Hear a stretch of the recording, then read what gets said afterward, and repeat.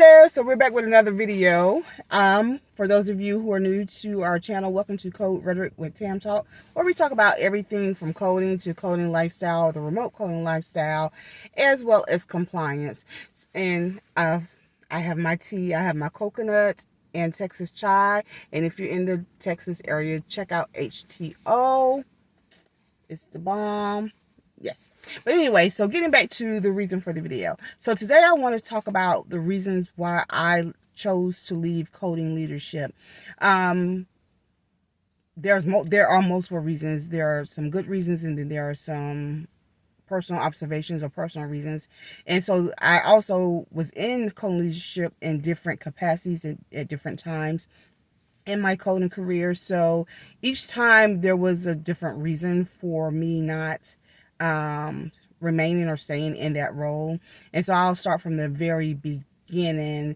I promise you I won't take too long. I'm just going to hit the high points, the main points, and then we'll keep it moving. So my very first leadership role in coding, I was the lead coder for a specialty practice. And then at that time, compliance was becoming like more, practices of healthcare was becoming more aware of compliance. So I was pulled into an office and given this huge manual, right, of dense information, right, laws, regulations, and was told that I would be the designated compliance officer for the billing and coding and possibly for the practice. So it was like, okay, so it's like, read this information, dissect it, bring it to our attention, and then train us based on whatever it is they're asking us to do. So, which that wasn't an issue. I love that. Okay. So, but long story short, with that particular role, I actually got another role with another organization, and guess what? It was in compliance, right? It was more money. I wasn't in charge, and so it was, again, more money. So I accepted that position. So that was the first reason why I left the leadership role that I had. Was it my first? That's the first one I can think of at this moment.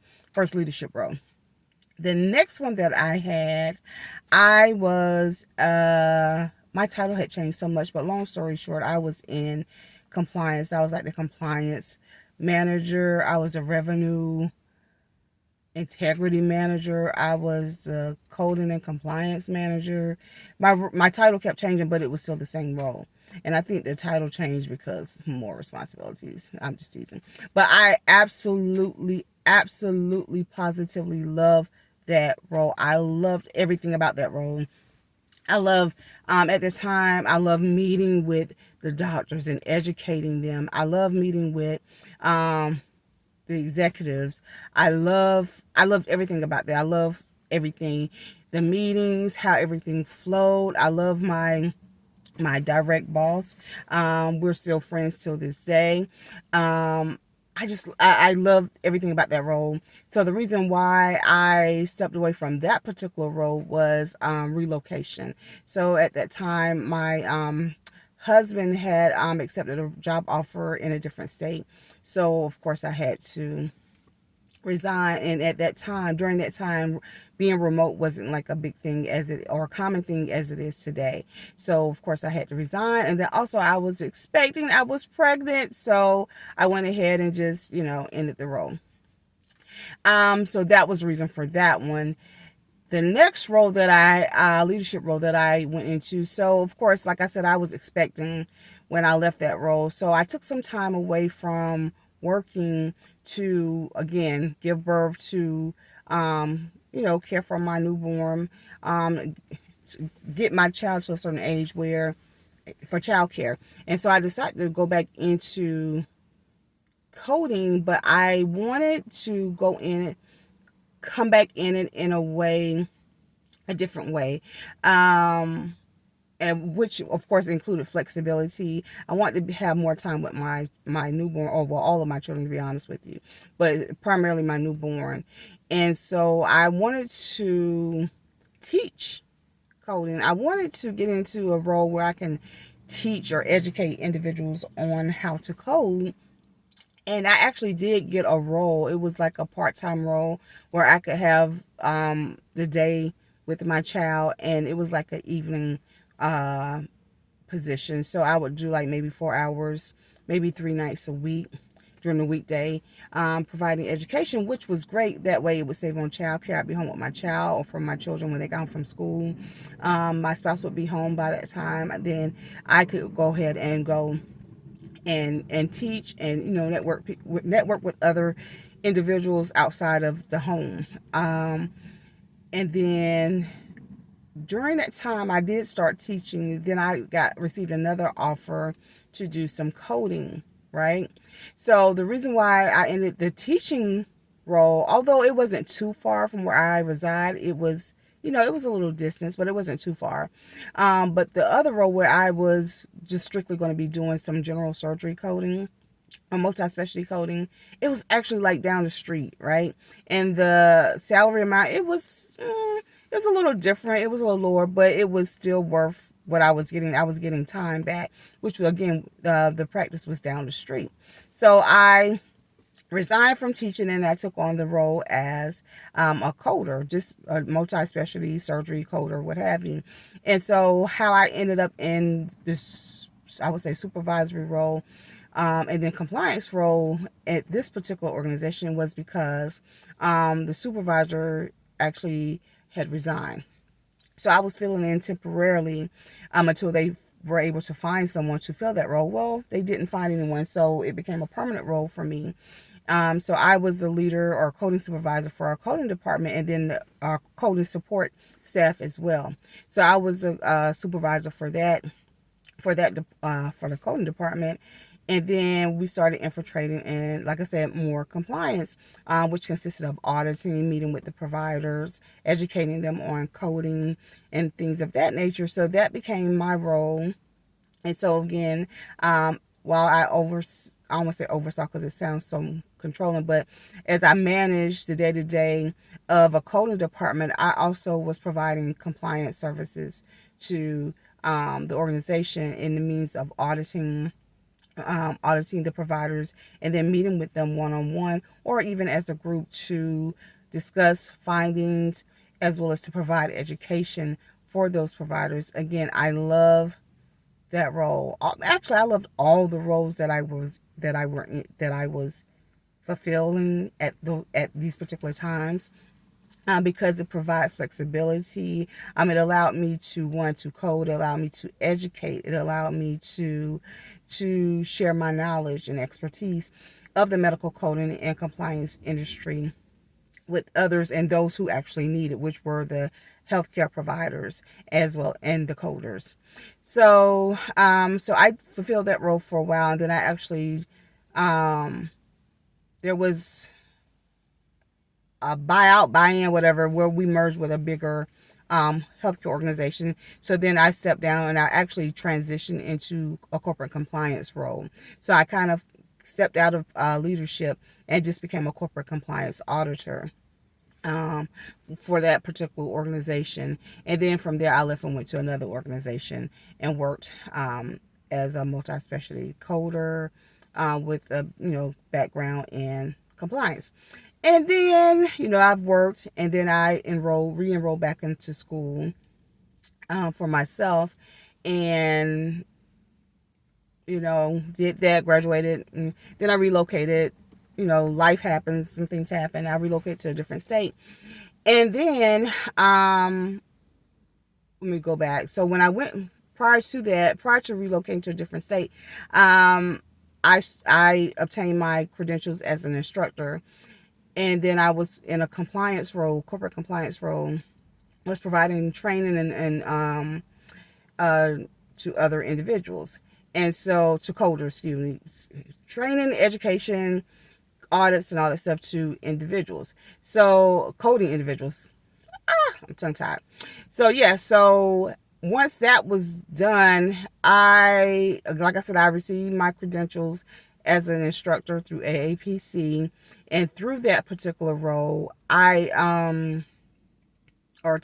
credential, to be honest with you all, if I'm honest with you all, I was not trying to become an instructor or an educator. I mean, I was doing it through my job or whatever, but it wasn't something that I actually sought out to do. I didn't say, okay, one day I want to be a coding instructor. No, I did not, because I was doing it in my role already. So with or without the credential as an instructor. But I did have some colleagues who actually were instructors, and I would listen to their stories. And so, since I had to get a credential, because it was like review man required, whatever. So I ended up getting the credential, and so I was like, well, I can offer it online, right? And so I started building my program online to offer coding education to individuals across the globe. And so where it really took off was I went to a brunch, and someone who was a coder had invited me to speak at one of their chapter meetings. And there was someone from the advisory board, AAPC advisory board there. And so it just kind of took on this, Abraham Medical Coding Coach was born. Books were written, speaking engagements increased, other sales and consulting and coaching increased as well. But long story short, I did accept an offer to coding for a compliance role in another state. So that was the reason why I went to another state. I accepted that role, still maintaining Abraham Medical Coding Coach. And yeah, so I ended up deciding to leave that role because, and I love that. It's a dream corporate role. Yeah, I'm telling you, I have some really good roles in this industry. And so, but I just wanted to, I don't know if I grown accustomed to being remote. So I ended up resigning, right, from that role. And so I started to really do this thing full-fledged. Like I would do consulting, contract coding, compliance consulting, all of those things. And so I did take on another role in leadership with another organization. And I tell you, I think that's when I had my aha moment that I did not want to be in leadership at all, or I wanted to lead differently, because I was in leadership at the brink of the pandemic and through the pandemic, and I suffered from extreme burnout. Okay, extreme burnout.